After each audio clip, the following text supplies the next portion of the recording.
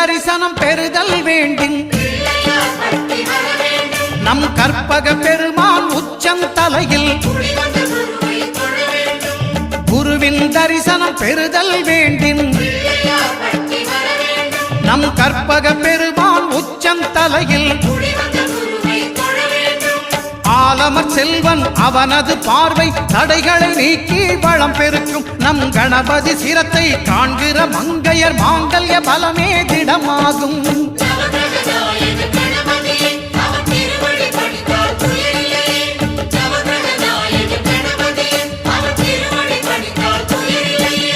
ஒன்பது கோளும் ஒன்றாய் காண